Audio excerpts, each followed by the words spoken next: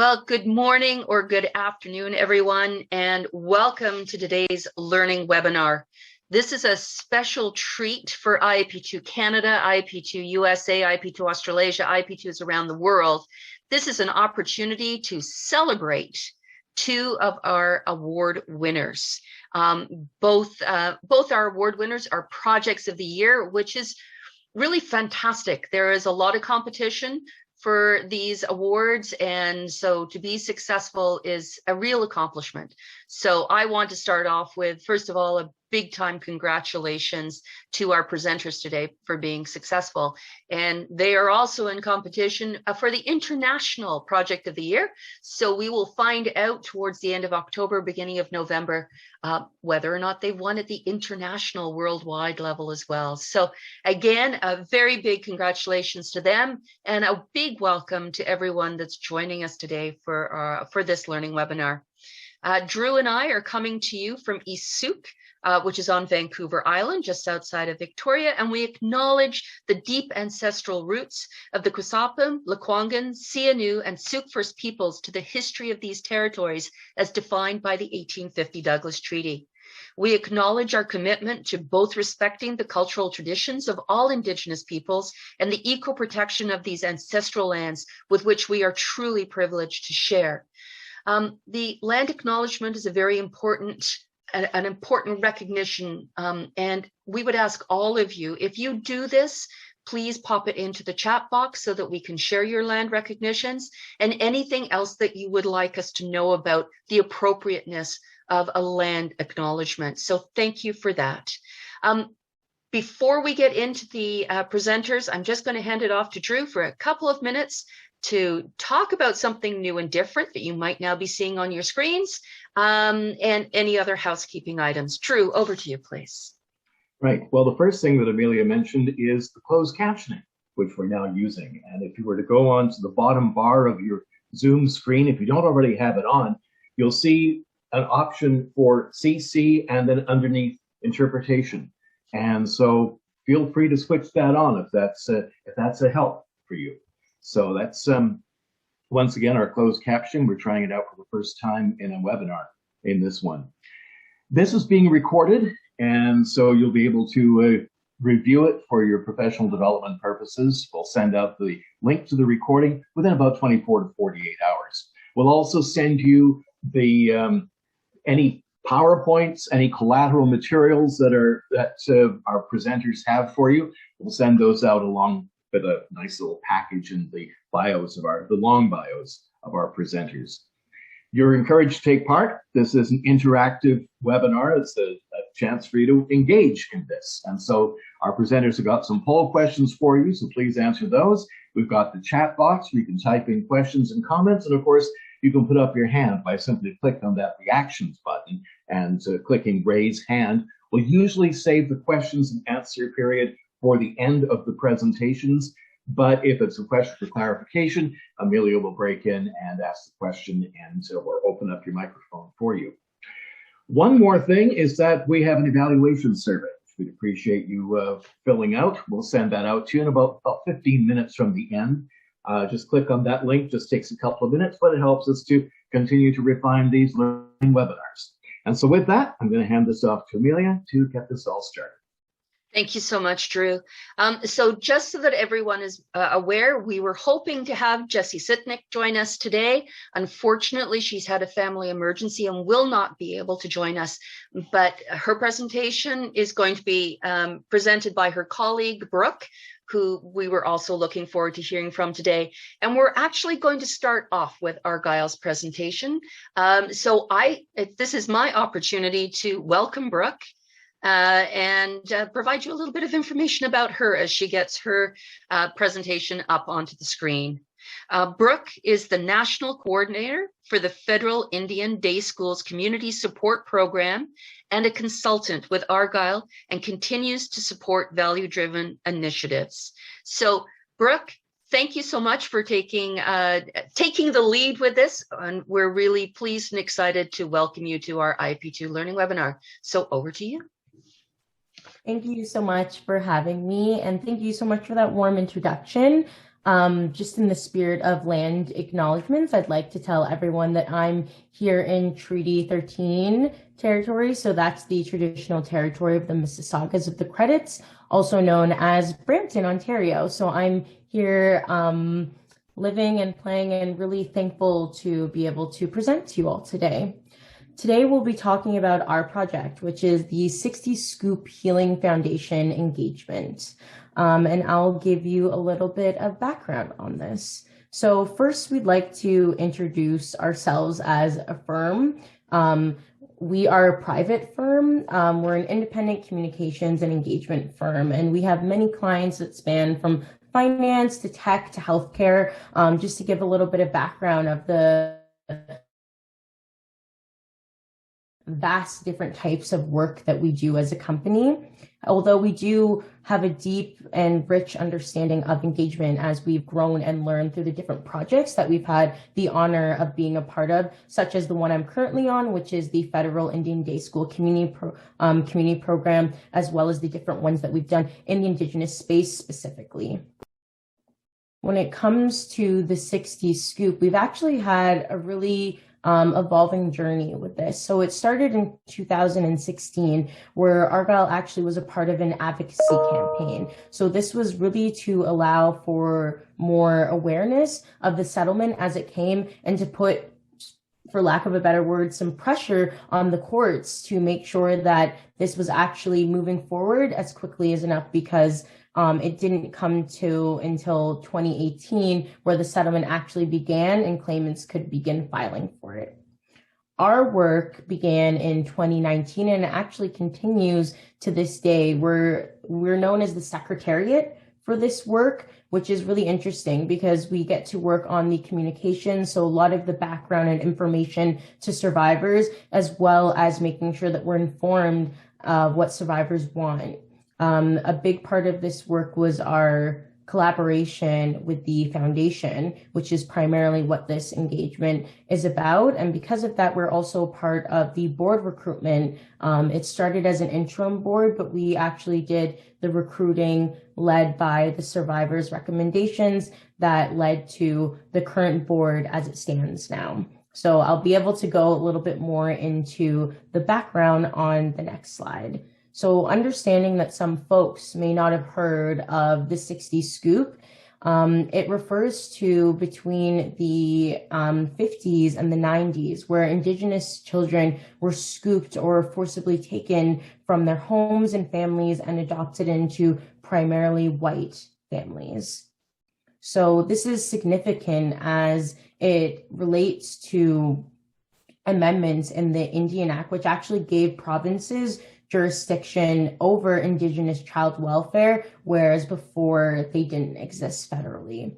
So the sad thing about this is really another chapter of cultural genocide in our Canadian history, which we all know started with residential schools, but did progress with different things such as this. Children who were removed from their homes were generally not told about their Indigenous background, and a lot of them lost connection to their family and to their language and their history. So this loss is something that's very significant, I think important for us to understand the history of, as the child welfare system still stands today, and there's still many issues that exist with the overrepresentation of Indigenous children. Just a stat for peace of mind for folks is that Indigenous children only make up just under 8% of children in Canada, but they actually account for 52.2% of children in foster care. This brings us to our poll question, just to get folks thinking about the amount of children who were taken from their families and communities for placement. We have some options being 10,000 to 20,000, 20,000 to 30,000, or over 30,000. And I'd like you all to just take a guess at how many children you think were taken. And I'll give some time, of course.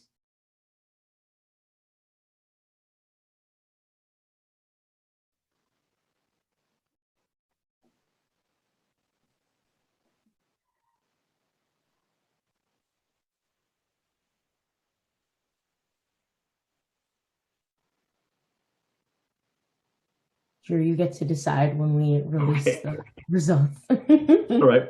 We'll get another 10 seconds or so and see if anybody else wants to vote on this. And let's take a look at the results here. So it's pretty much spread across the board. You can see there, Brooke. 4 out of 14 figure between 10 and 20,000. 5 out of 14 say 20 to 30, and 5 out of 14 say it was over 30,000. What's the actual figure? So sadly, it's estimated that a total of 20,000 Indigenous children were taken from their homes and adopted into families as a part of the scoop. And again, it's something to keep in mind, but it's also something to understand that these figures are only estimated. So we could later find out that there was a lot more. Between, like, Indigenous Affairs estimates that a little over 11,000 children were adopted, but that doesn't account for children who became wards of the state, who were left in foster care. So it's really significant that we think about just the amount of families that were separated and really the importance of this history and how it progresses today. Moving a little bit forward, on October 6, 2017, the settlement was finally officially announced. So this was an $800 million settlement for harms that 60 Scoop survivors had to face. And it was between $25,000 and $55,000 in compensation, depending on the amount of claimants that came forward.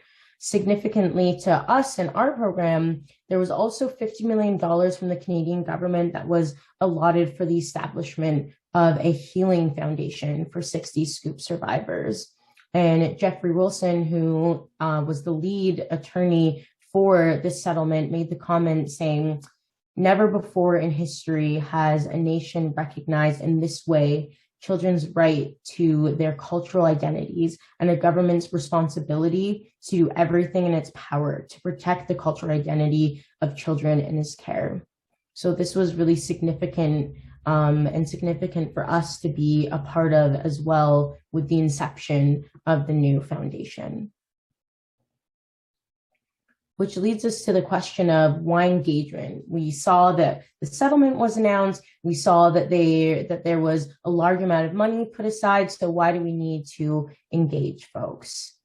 It's really important to acknowledge that that while the 60 Scoop Foundation had been incorporated and had an interim board of directors, its focus, its governance, and its mandate actually was yet to be determined. And something that was really significant to us and to the board was that to truly serve survivors, the foundation must first earn their trust by authentically engaging those survivors. Another important thing to acknowledge is that this was challenging. The settlement process in of itself was very difficult, and many survivors who were involved publicly expressed their feelings of doubt and betrayal about how it was handled. And these concerns also had cast the shadow upon the foundation even before the work had really begun. So given that we started in a trust deficit position, we knew that an engagement process was going to be a critical first step in demonstrating that we are committed to a foundation that is for survivors and by survivors. Which leads us to our mission. So our mission as Argyle, as the secretary in this process, was to develop and lead an engagement process, hearing from as many survivors as possible to inform a public-facing report that outlines specific recommendations for the interim board of directors with respects to the establishment, as well as how best to serve the needs of survivors.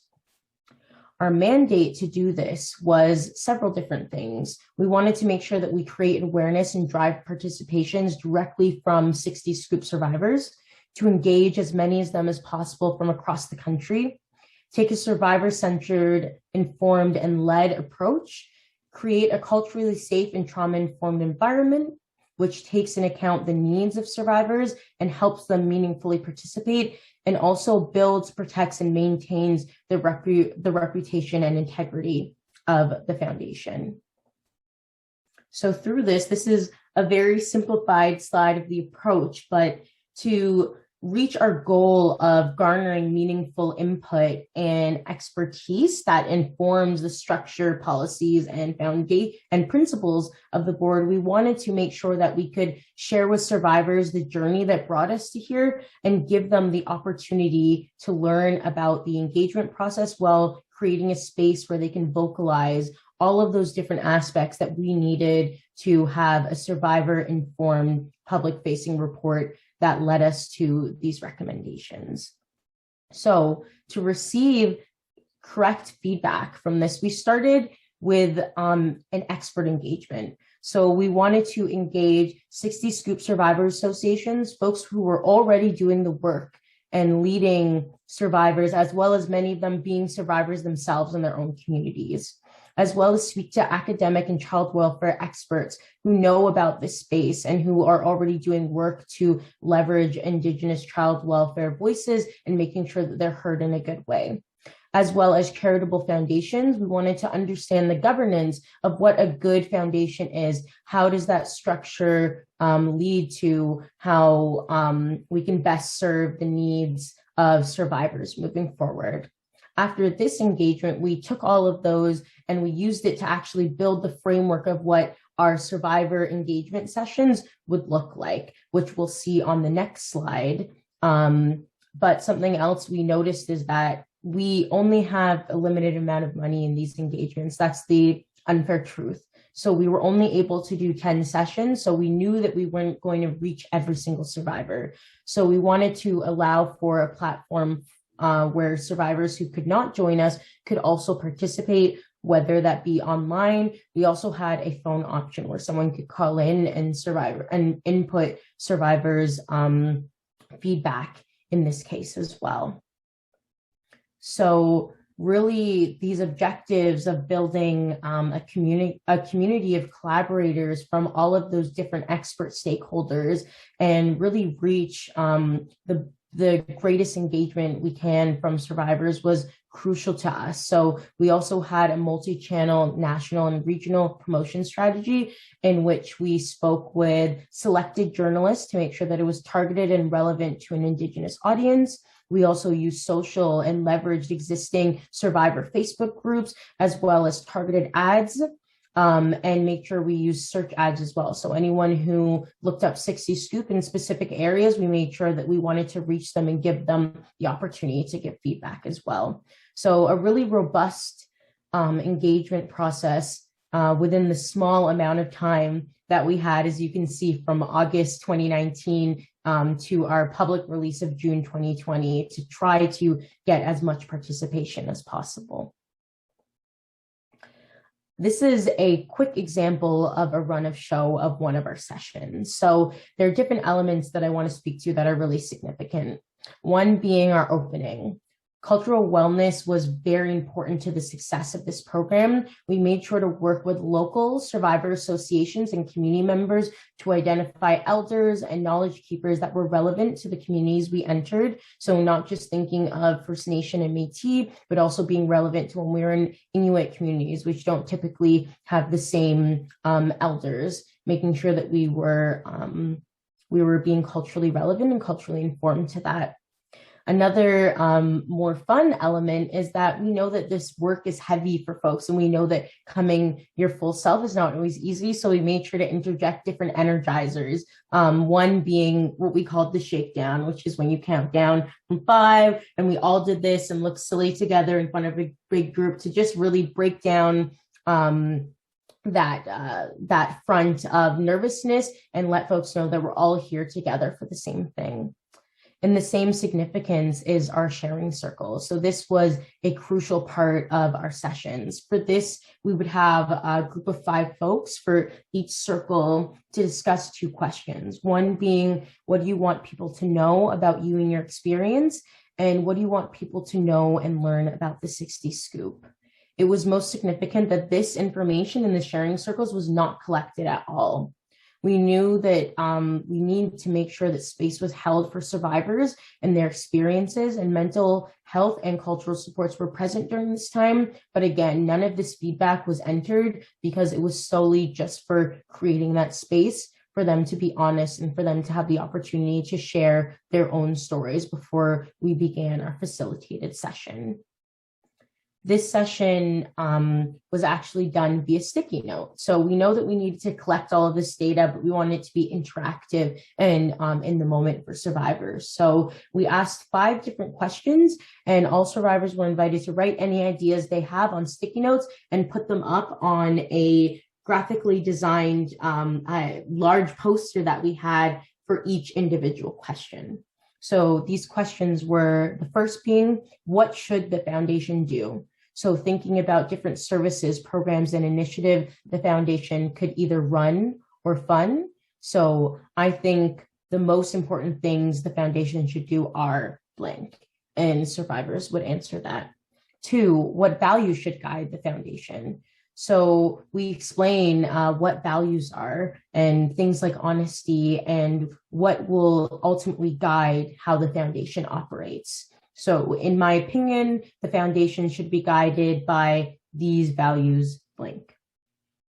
3, what are the most important skills, qualities, and experiences a board member should have?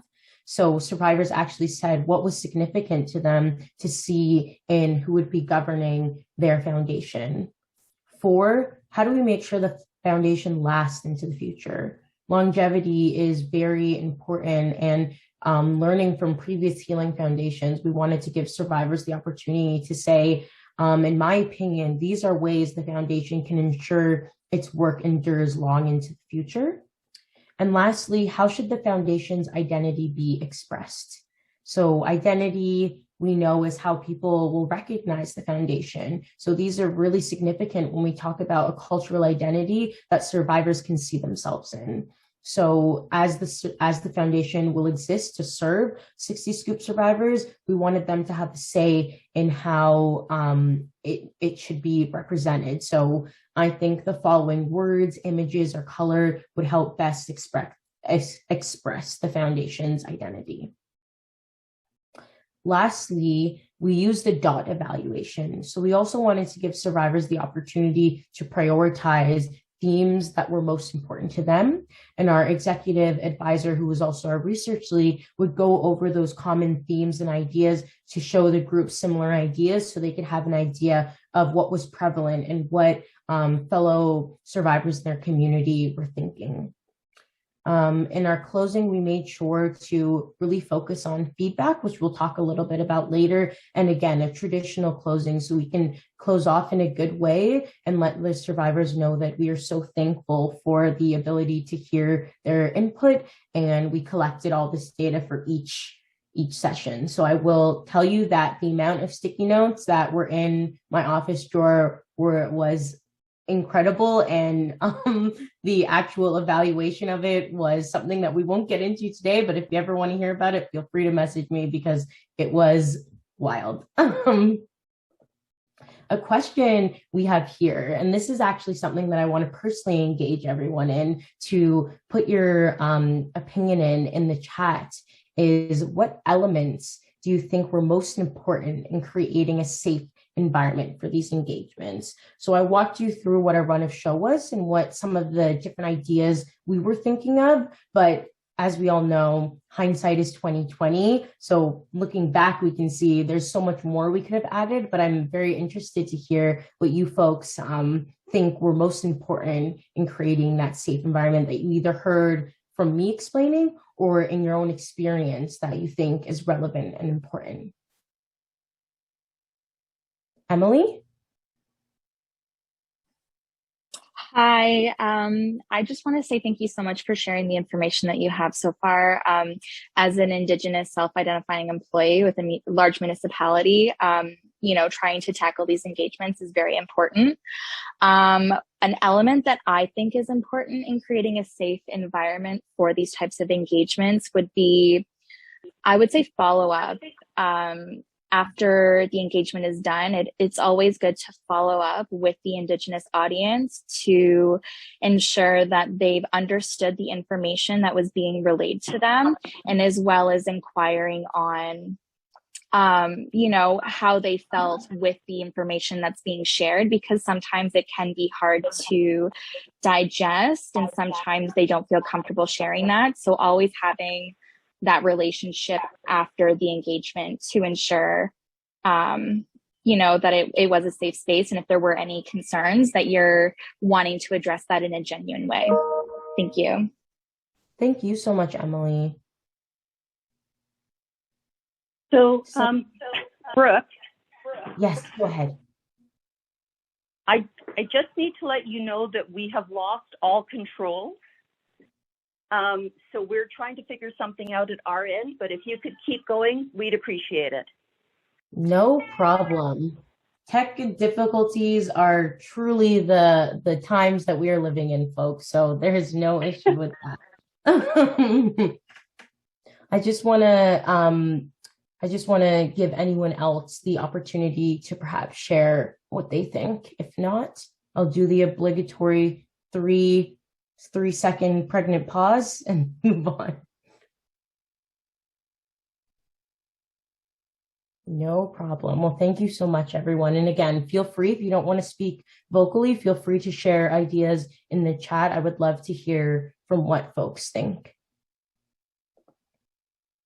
Next, I think it's relevant to speak about our team structure, because this was also something that we wanted to structure very strategically given the work that we were going to do.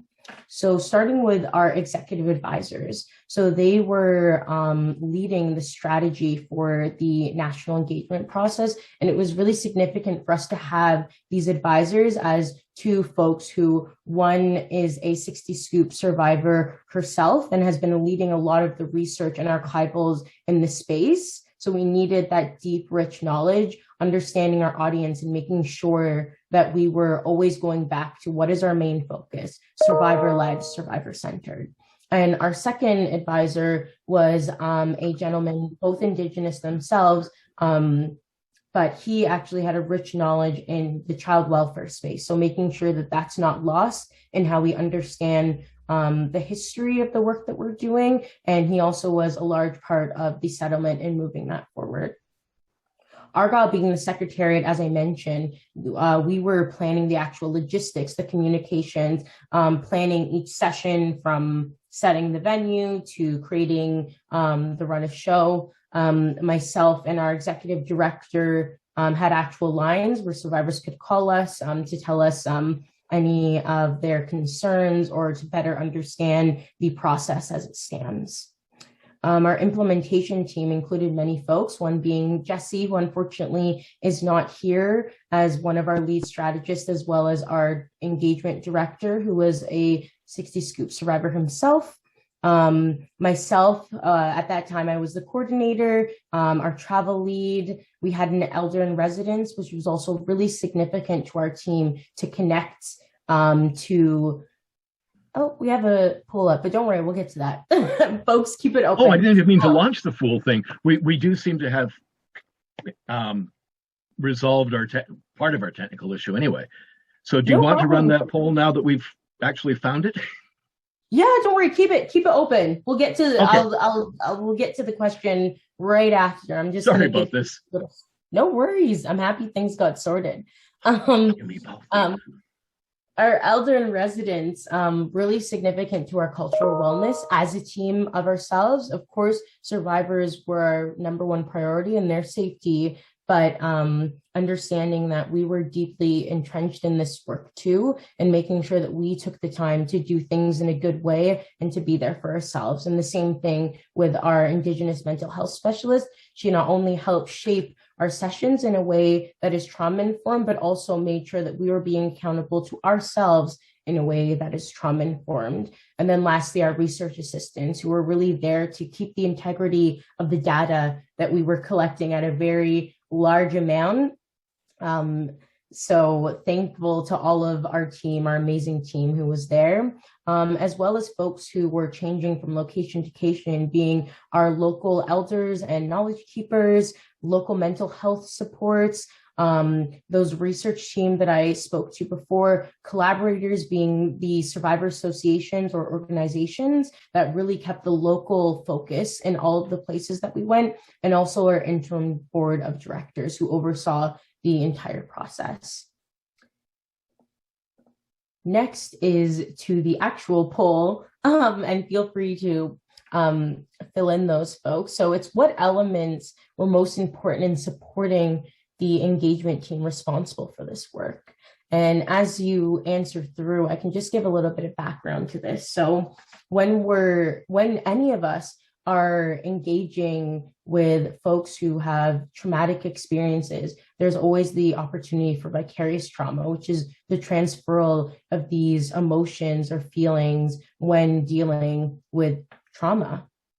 So self-care is crucial when we're participating in any type of empathetic engagement, but it's not necessarily an antidote to vicarious trauma.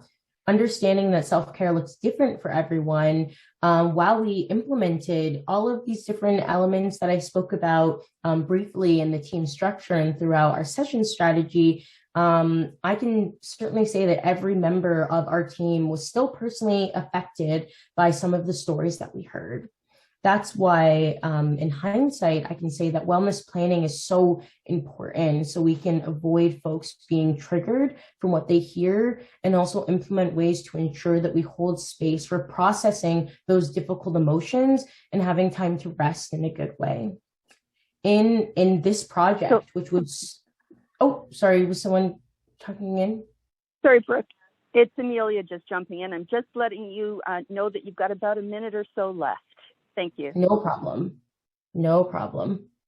The long and short is that it's very difficult to think about self-care, and we certainly dropped the ball for ourselves and for our teams many times, but moving forward, it really allowed us to honor our own wellness despite any guilt we may feel, taking a step back, because prioritizing our own wellness is how we best engage in a good way and do the best for the survivors who we were engaging with. And thanks so much for releasing those results, Drew. The correct answer was all of the above, but all of these things were things that we tried to take into account and learned as we went on. Another significant point was our grounding principles. So these, as you can see, were making sure that survivors' voices were honored above all. So we knew that we weren't going to get every single survivor, but we wanted to make sure that the prevalence was always going to be on what they need, and making sure that we slowly achieve the overall goal of all survivors' voices heard. Maximum engagement with survivors. So we knew that we wanted to be inclusive of everyone who self-identified as a 60s scoop survivor and try to reach as many as possible. And lastly, our most important one, arguably, which is all survivors' voices heard, valued, and respected. So within and beyond the 40 years covered by the settlement agreement, we knew that there was many lives lived, some traumatic and all unique in its experience and its impact. And we wanted to make sure that all of these perspectives were inclusive in this report and respected in a good way. I'm trying to go really quickly, so sorry, everyone. Here are some of the challenges we faced and some of the strategic imperatives. Just giving a broad overview is that we knew that there was little information about survivors. We knew that we were limited to only 5 physical in-person sessions, and we knew that our process was running in parallel with other aspects of the settlement. So we needed to make sure that we were broad in where we went, but also making sure that online engagement was an option, that we implemented a travel bursary to allow survivors to attend the session closest to them, and make sure that we identified ourselves uniquely within this process through branding and through making sure that we use news outlets to differentiate our process. We wanted to make sure that as Argyle, while we were working on behalf of the foundation, we wanted to make sure that we weren't employees of the foundation, thus being that we are that we are not biased to the data that we were collecting, which is why we branded our engagement process as its own project separate, so that we were clear and transparent. We created a culturally safe and informed process for survivors, because we understand that different people are at different places in their healing journey. And we made sure that there was an informed consent form that allowed folks to know exactly where their feedback was going, how it would be used, and any future ways that it would be shown. Very quickly, our evaluation, we went to 10 provinces and territories, had over 500 participants, gained over 3,000 pieces of those lovely sticky notes of feedback. In our online form, we had over 1,000 authentic visitors providing over 8,000 pieces of feedback. We had over 300,000 impressions, either by online, digital, or organic media. We had 10 pieces of positive and or neutral news coverage. There was absolutely no negative coverage.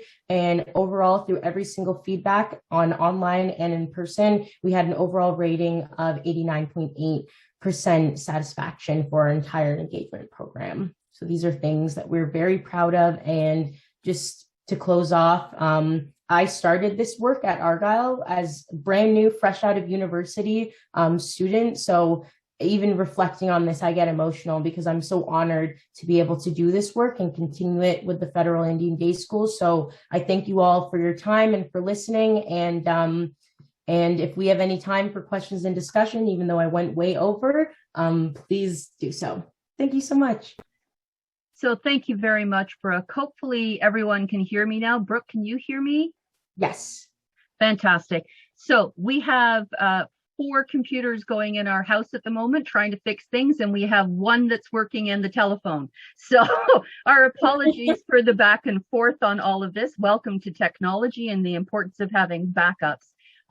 Brooke, we are going to now introduce our colleagues from the Tualatin Hills Park. So I am going to hold questions because we're also having issues seeing the chat box. I'm just going to hold questions until after we've had our other presentation, and then we'll come back. But thank you. Thank you so much for sharing. So to Jaspreet and Holly, I'm going to get you to share your screen now so that we know that your screen is working and that we can see it. And I'm going to introduce you both. So Jaspreet Chahal is the Community Engagement Specialist for Tualatin Hills Park and Recreation District, and before that has served in communications and civic engagement roles at public agency and educational nonprofits. Her background is in design and in public and organizational communication, and is an advocate for the underserved. She holds a bachelor's degree in public admin and a master's in English, and she is being joined by Holly Thompson. So Holly, I'm hoping that you can share your camera now so we can see you as well. Holly is the communications director for, now help me with the pronunciation before I completely botch it again.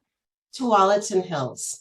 Tualatin Hills. Thank you so much. Tualatin Hills Park and Recreation District. She has 20 plus years of experience serving in local government with a focus on communications, public engagement, and cultural inclusion management. She has a varied career working on community engagement, economic development, and public safety issues. So despite all the technological issues we're having behind the scenes, thank you very much for joining us, and we're going to hand it completely over to you now. Awesome. Thank you so much. I'm going to start my timer right now, so we try to stay true to the 20 minutes. Jaspreet, if we could go to the next slide. And Brooke, I just want to say before we jump in, thank you for your presentation. It was incredibly moving, and just what an impressive body of work and what an important topic. So thank you so much. Those are hard. That's a hard thing to follow.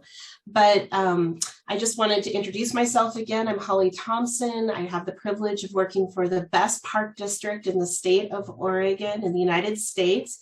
And I'm joined by Jaspreet Chahal, our project manager on this visioning process. And today we'll try to walk you through some of the details, the lessons learned, and a little bit about our story. And we're just so honored to be recognized by the IAP2, to be among our colleagues in community engagement, and share and learn together as we all try to improve our best practices.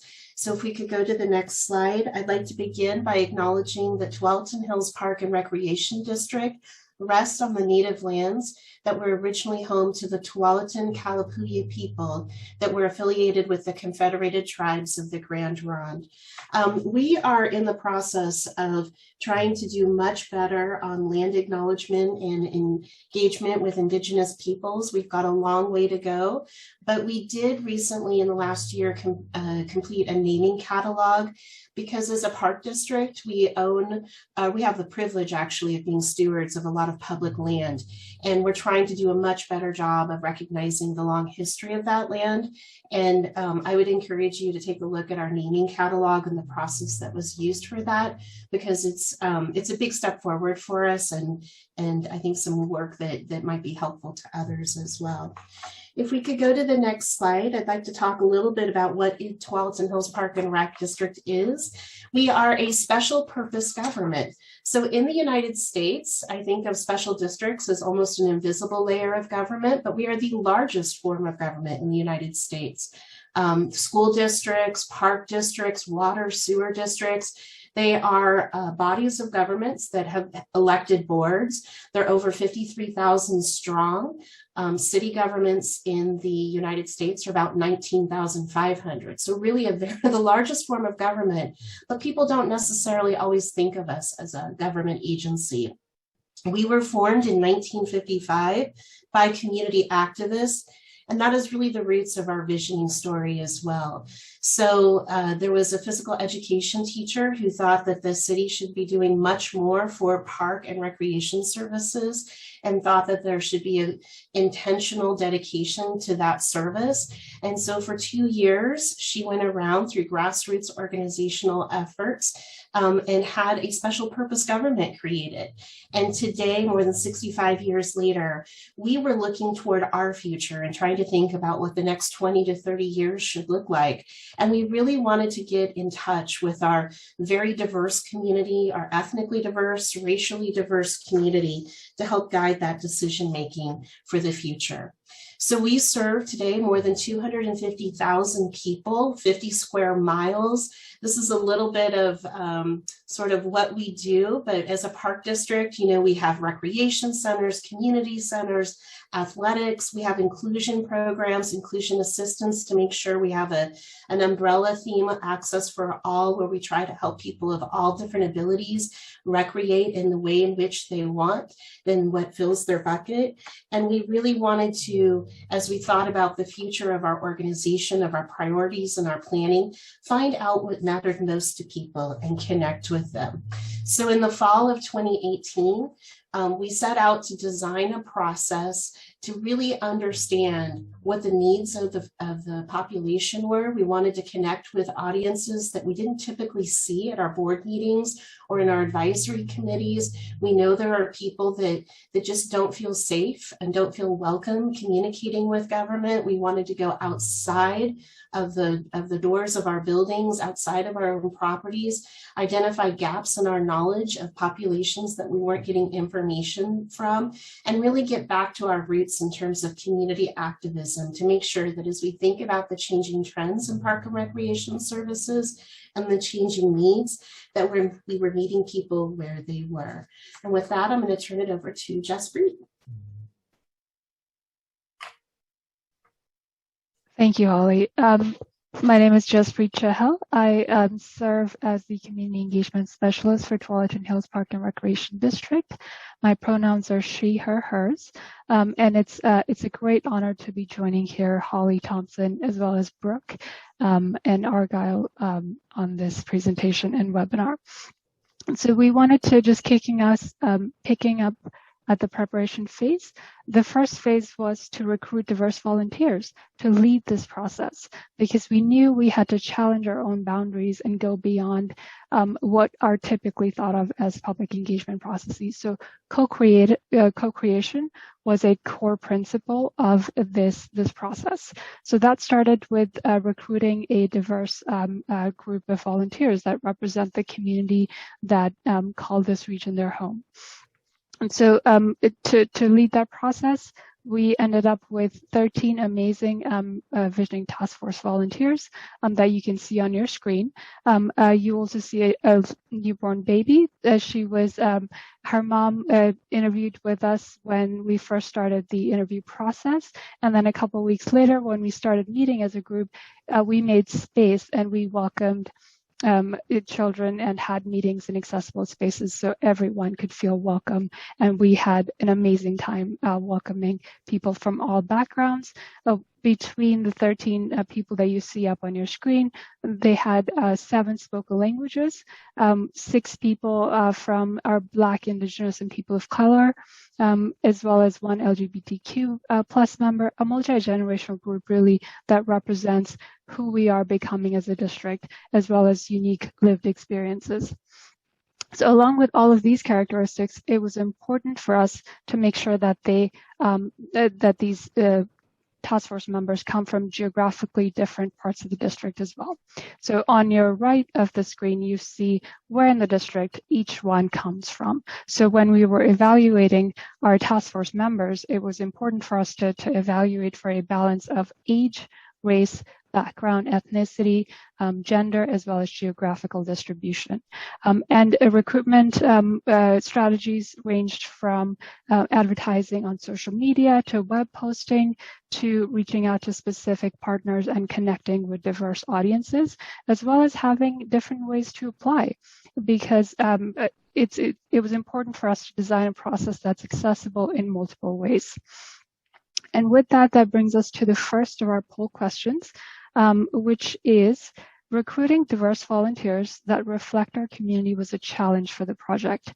Which strategies do you think have been more effective?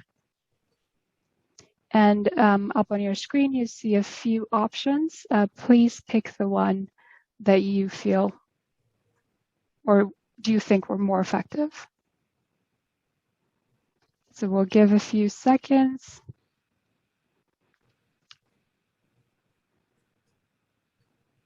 And Drew, I think I'm going to invite you to unmute and maybe share the results whenever.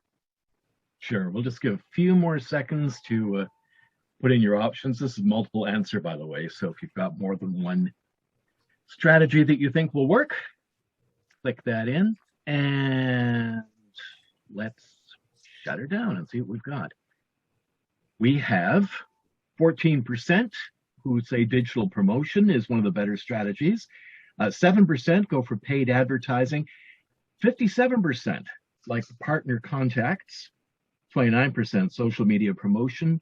50% compensation or stipend for participation. I think we're going to be talking about that. Mm-hmm. All of the above, 21%. So there are your numbers. Thank you. One thing I didn't touch upon was the compensation piece, which was important for us, again, to recognize that this work takes a lot of emotional as well as time and effort. And for that purpose, the district amended existing policy to honor volunteer time in the way of offering annual membership passes to each one of our Visioning Task Force members. And with that, I'm going to go into co-creating grounding principles, which we set on this path of co-creating engagement with our Visioning Task Force members. So the first one was engaging underserved and marginalized groups.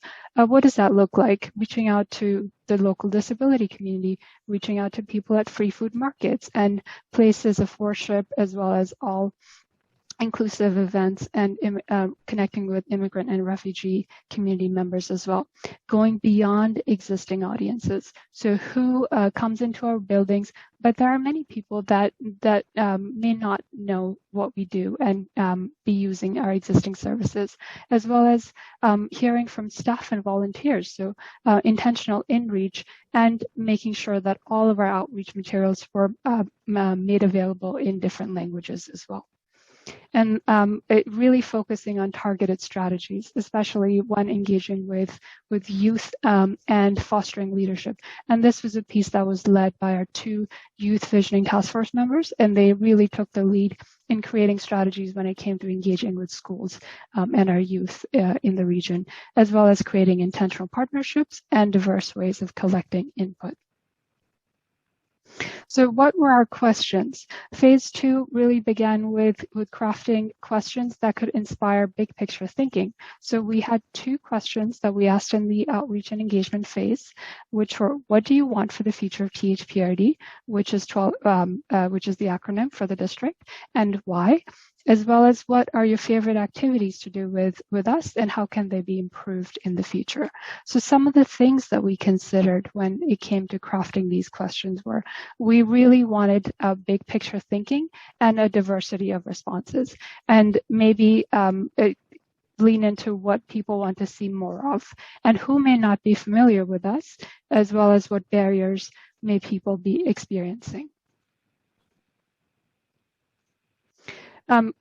Sticking with the theme of multiple tools and engagement, these were some of the tools and methods that that our volunteers pushed us to create, as well as led the process and really helped us stretch our existing engagement strategies.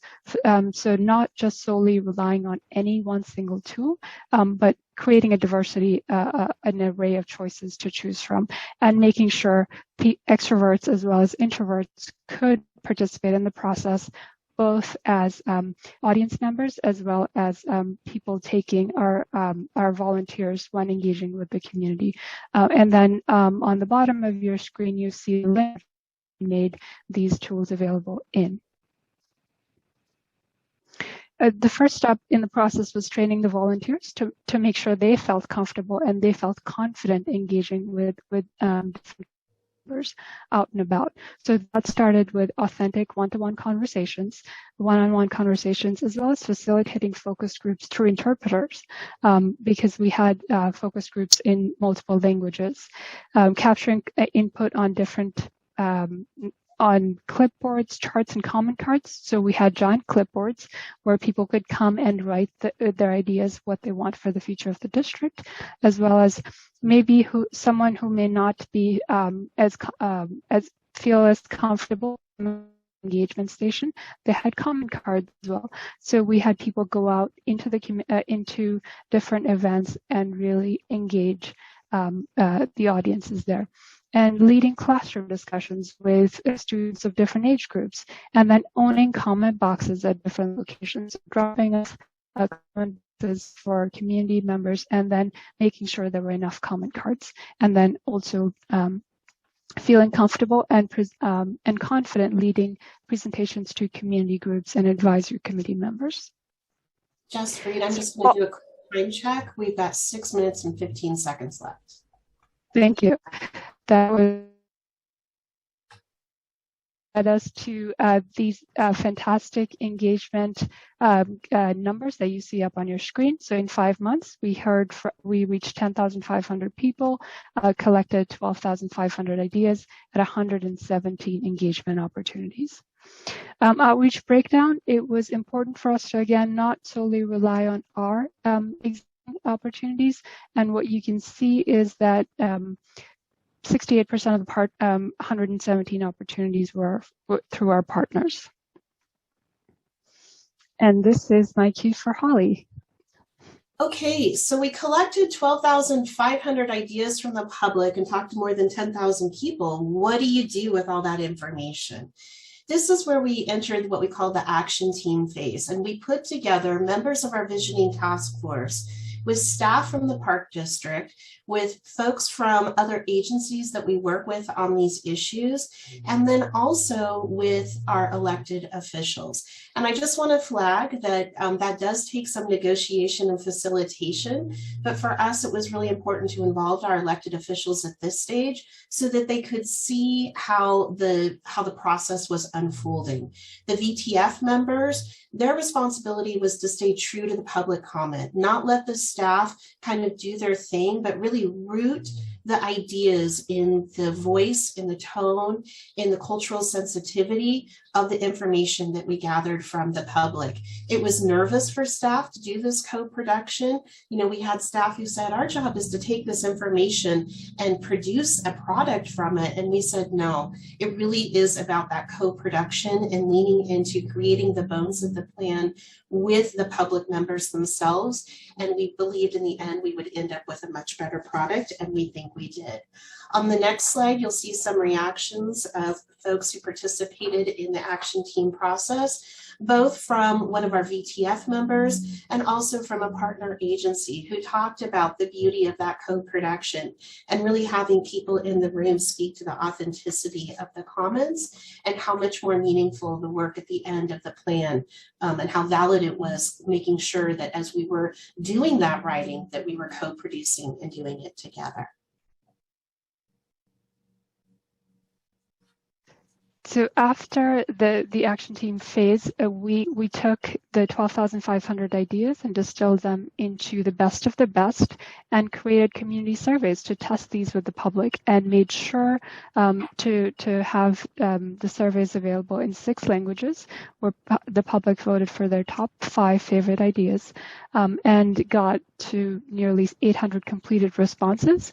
And this was launched right at the start of the pandemic, so we had to pivot our outreach approach to meet the needs of the moment, and then really pivot into a digital heavy engagement and targeted promotion.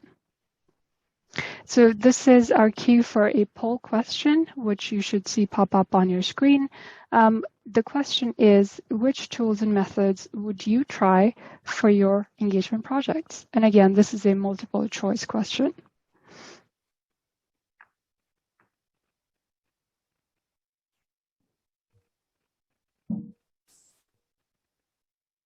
We'll give some people a chance to look it over, see what things look good to them.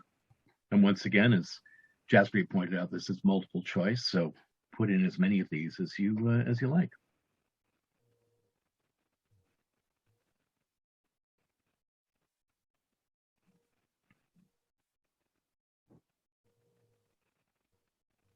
Okay, we'll give you another 10 seconds to make your selections.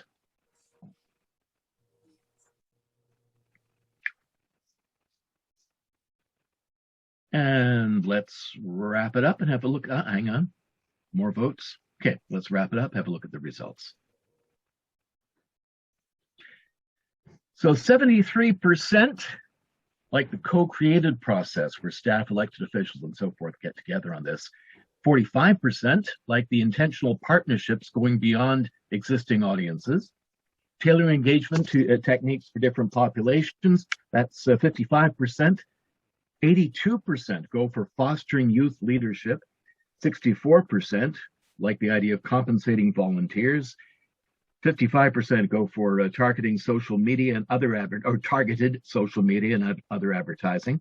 64% translating and interpreting outreach materials, and 64% also hosting community conversations in different languages. So there you are, quite a variety and quite a lot of different ideas you've got there. Thank you. So just rolling into phase 5, which was the actual production of the Vision Action Plan. So what you see on your screens are just a few snapshots of what the actual culmination of this work looks like. So all of the ideas and actions and strategies are live under the overarching goal areas to the left of your screen. And to the right, you see a document spread. And it was important for us to make sure that the final product looked like where the community could see themselves reflected, and making sure to choose intentional iconography as well as images and community-friendly and plain language. Okay, we're about out of time, so I'm going to move through these last slides really quickly. But I wanted to talk for a second about moving the vision into action. So for us, we didn't want to have a document that lived on a shelf. We wanted to make sure that we had a thoughtful way to embed it in the work of the district moving forward. The picture on the right that you see is us out at an event where we were actually designing a new park in a neighborhood. And we went back to the community and said, this is what we heard through the visioning process from y'all. This is important. And this is how we're approaching this park design. And this visioning work is literally the foundation of all of our communication strategies with the public moving forward. We've embedded it in our budget process. We've embedded it in our comprehensive plan update, strategic plan update, and all of the functional plans and the service lines of the district about how we do what we do. In fact, every time an action goes before our board of directors, we have to speak to how it relates to community vision priorities. And it's one of the guiding values for our district that work has to be aligned with our community vision. So it really is a transparent and inclusive process where we show a commitment to the public that the work we're doing is in alignment with what they said was most important to them. On the next slide, we'd like to honor the IAP2 values and how just say that they're so right on and they're such wonderful guiding principles. And for us, it really boils down to making sure that you're building a transparent process that allows for co-production, that shows people the impact of how their input, their participation affects change within your community, and honoring diverse participation throughout that process. And so we were really grateful to have the IAP2 guidelines and core values to help us learn and think and challenge ourselves as we went through this process. And on the final slide, we just wanted to acknowledge some learning moments. I will just touch on these very briefly to say we did have some bumps in the road with consultants, and I think that I would really encourage us as public engagement and professionals to do a real landscape of your in-house talent and where you need outside help and what you can take on and what capacity you have to do the work yourselves. And I'm finding more and more that it's really important to have targeted consultant help, but really build strong community engagement teams within your own organizations. The importance of honoring the volunteer contributions and experience, the importance of navigating the staff perceptions. Sometimes when we get public input that asks for more of something that we're already doing, staff don't quite know what to do with that, or they might have been nervous in that co-production aspect. So it's really important in these engagement processes that the community engagement staff serve as gentle facilitators to help the staff become more comfortable with the process.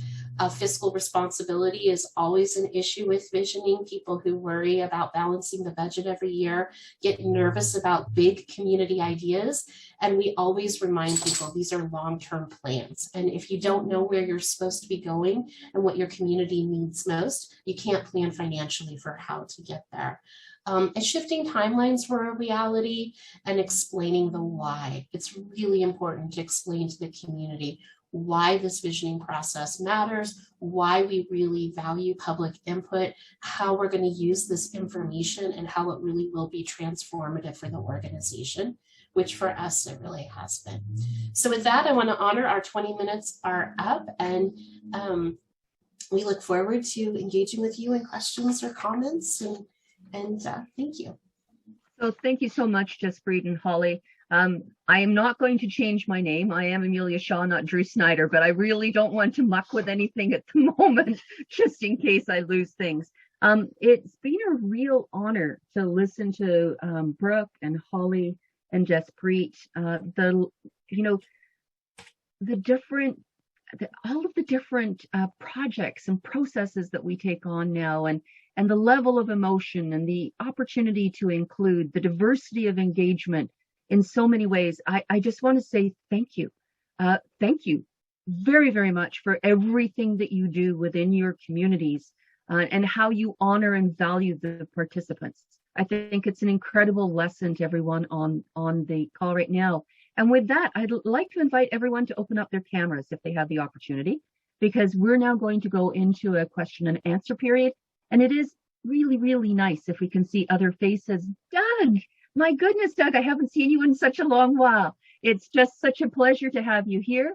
If there's any others that feel comfortable in sharing their screens, I am going to attempt to watch the chat box and hopefully not lose everything while I do that.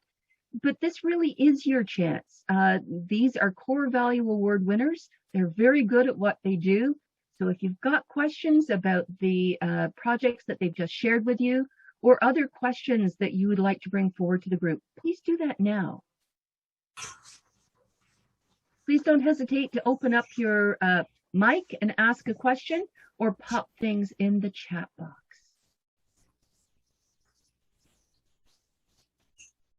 So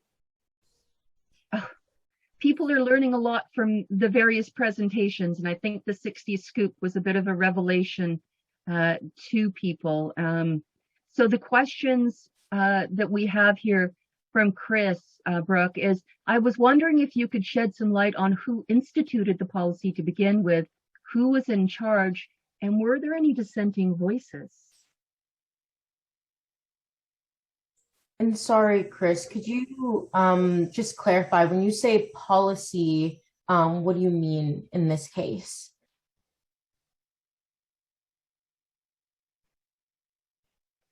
I'm if you're thinking available he might mean the original policy, and I think you talked about that it was the provinces that had the ability to move forward with this.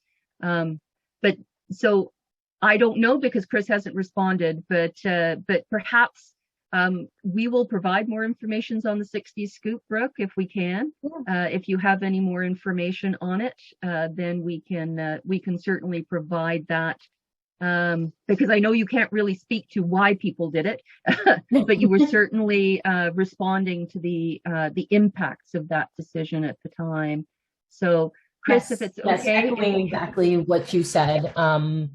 It was a provincial choice, and it was an amendment in the Indian Act that allowed for provinces to have jurisdiction over Indigenous child welfare. So definitely has sustained for many decades. And if anyone is interested, there's also, and I can certainly share it, there's a documentary that speaks to the scoop. How did it happen? And I will Google it and try to share it with you. And also, if anyone is interested in the engagement report, which includes some of, like, a little bit of the background, but mostly focusing on what our recommendations were in the full report, you can find it on the National Healing Foundation website. Thanks, Brooke. It looks as though we might just have lost your voice for a second there as well. So we definitely have gremlins. So thank you so much for that. And this is just a reminder to everybody. We will be sending out the recording. We will be asking Jaspreet, Holly, and Brooke for any other materials that they can share. This is really all about you learning. So thanks to them for providing that information, and it will be out to you probably within the next 48 hours. Just before we wrap up, I just want to remind people that we do have another webinar happening next week on October 22nd, and that is on COVID-19 and the impact on public participation. There has been a research report done by our research team at IAP2 Canada, and so the authors of that report, Hugo Mimi and Dr. Stephanie Yates, will be reporting out on what they learned, and very much what does that mean for us now? How are we going to go forward knowing what we've already learned? And then on October 28th, we have another digital discovery series with Susanna Haas-Lyons, who's looking at interactive mapping. So this is a little bit of a dive into a specific initiative. So I would encourage anyone who's interested in that certainly to go to their regional websites to learn more and to also register. So I'm just going to ask, is there any more questions? I mean, you've done such a phenomenal job in your presentations at sharing what you've done, why you've done it, your lessons learned. I really appreciated the shout out for the core values. They've been around for over 25 years. which I think is always fascinating to me. They were developed at the international level. They need to be updated, and they will be updated over the course of the next couple of years to reflect our current world that we live in. But they always are. They are always updated on a regular basis, and it's nice to see that they stand the test of time. So thank you for that. Before we sign off, I would like to give each of you an opportunity to just make a comment. You've had the opportunity to listen to each other. You've also been very much within your own project. Any last words of wisdom for the participants on today's call and for those individuals that are subsequently going to listen to the recording afterwards? Let's start with Jaspreet, then I'm going to go to Brooke, and then I'm going to go to Holly. Thank you. This has been such an honor. I think, as Amelia, you said so correctly, that the values, they may have been developed 25 years ago, but they're just as much relevant and continue to matter. And this was incredibly moving to listen to Brooke's project and then lead into ours, and then just the contrast between two different public engagement processes and how they engage people. And it was incredibly moving and proud, a moment of pride for us to be able to talk about our process. So thank you for inviting. Thank you everyone for joining and listening, and for your participation. Thank you, Jaspreet. Brooke.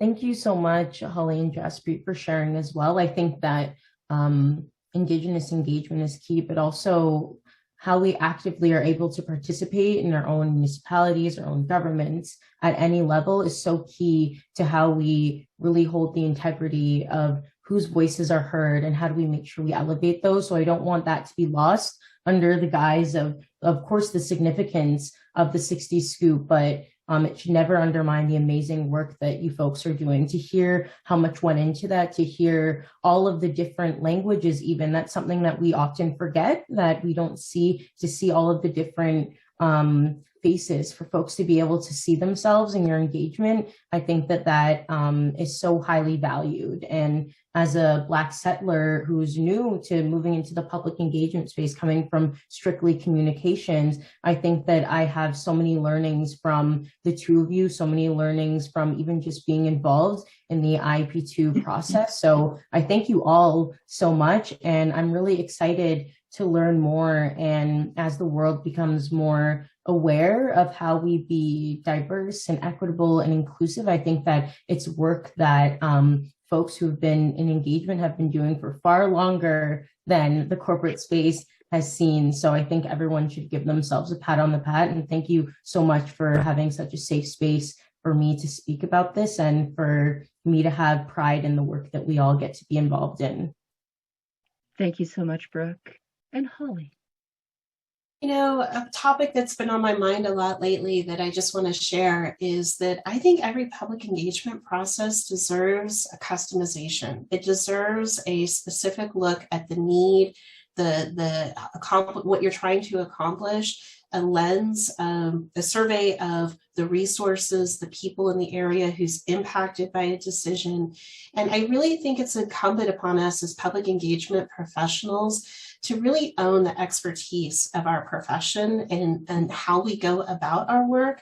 And I'd really like to see a strengthening of our collective bond to work with deciders, with staff and agencies, with decision makers, that there isn't one cookie cutter approach, that you really have to look at each project and each need individually and to really connect with the communities that are most impacted by that decision.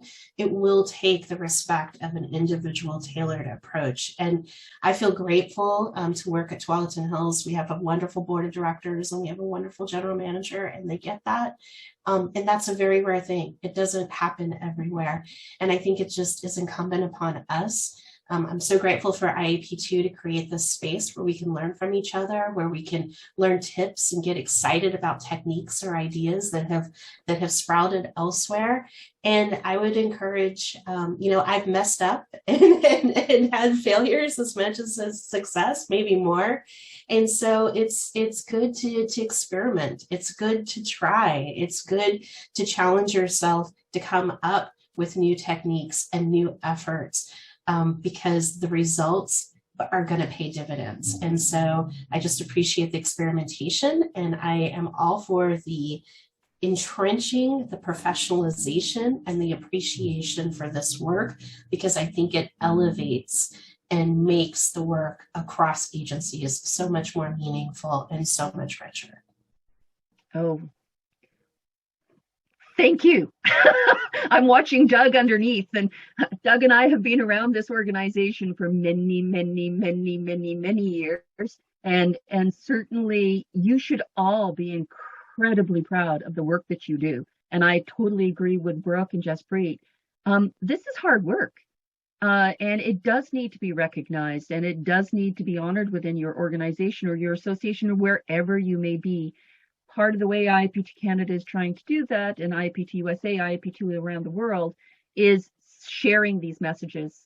So sharing your projects, sharing all of the Core Value Award winners, having webinar opportunities, conferences. We now have a certification process in place so that if you do want to be recognized as a professional public participation practitioner, you can do that as well. But it's incumbent on all of us to keep the messages out there, keep the messages going. This is important work. It's hard work, and you all work incredibly hard. So with that and the words of wisdom that we've heard from everyone, I really want to say thank you, thank you, thank you, thank you on behalf of IAP2 Canada, IAP2 USA, IAP2 Australia, and IAP2s around the world. Congratulations on winning your Core Value Awards. That's fantastic.